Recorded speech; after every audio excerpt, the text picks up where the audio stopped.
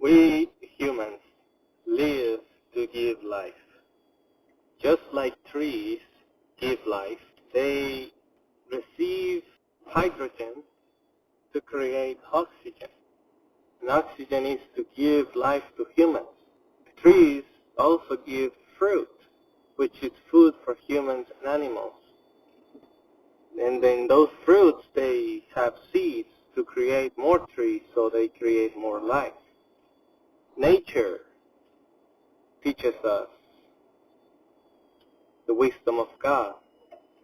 Scorpions bear their children in pregnancy, and when they are born, they eat their mom.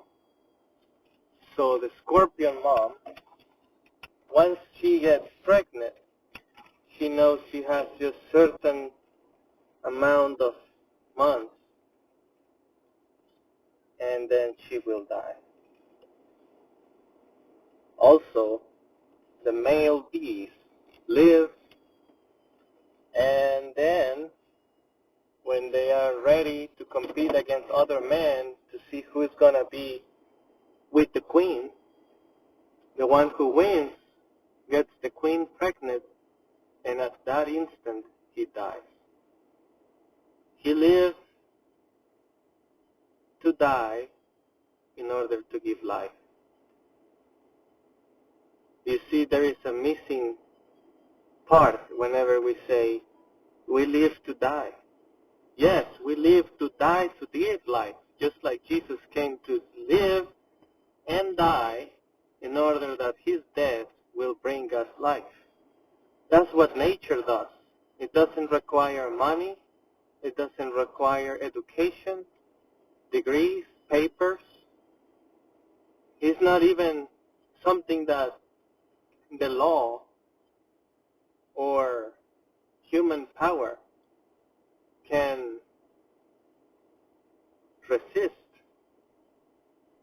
We find the cycles of life. We find the clouds raining, and that rain comes down to the river, in the mountains, to rivers, to the ocean, and the ocean evaporates and creates more clouds. We even find that pattern in animals, just such as birds, which are the symbol of freedom.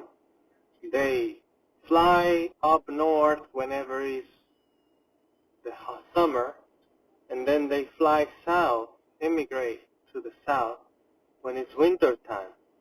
The very basic symbol of freedom has a pattern and a cycle. We find that even same cycle in our language when we think of freedom of speech. Even as the speech, the tool, the means we use to express ourselves have patterns. Language has patterns. So, life has a pattern. And in order for human life to harmonize with nature, we must understand that our lives are to give life. Yes, it doesn't have to be with creating a family, with a wife and children, but it is to encourage life on earth. Jesus said that he is the life. So basically we're here to share Jesus with others, to share life with others, to give life, to give Jesus to others. That's a basic understanding of the school of life. And we must distinguish between the difference between the school of life and the school of the world. The school of the world tells us that you need to study. You need to go to an industrial engineering degree or computer science. But if we think about that, the education of the system of the world indoctrinates us to fit the system, a man-made system, versus the school of life that we can learn from nature, teaches us that the instructor is God himself. And that school doesn't end until we die. That diploma we don't get that diploma until we die. And it has to do with the way we treat other human beings, with the way we treat ourselves, with the way we have a relationship with God and with His creation.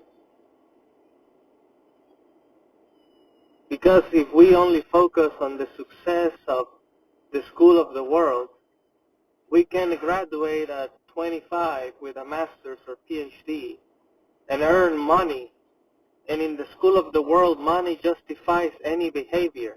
You can lack virtue, but if you don't like money, money can basically set you up to look good in the eyes of the world. You can marry 5, 6 times. You can leave your children. You can live an immoral life. As long as you have money, you are okay in the eyes of the world.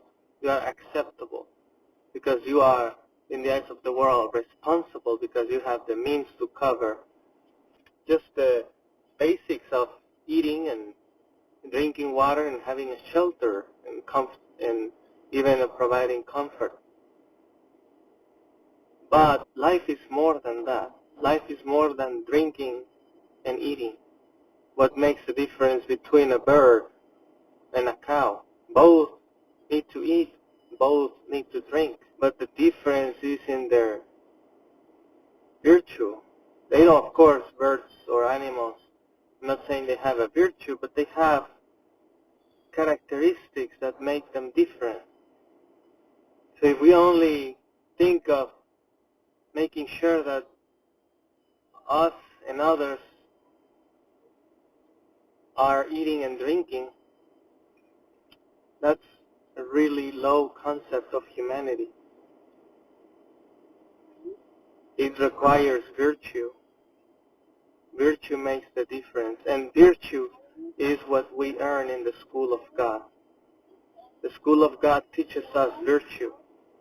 And it's a free school. Doesn't just the day when we are born, we enter into His school. And what He wants to teach us throughout the years is character, virtue. And Jesus is the one we must follow in this life, in the school of life. He is the standard. He is the one we focus on.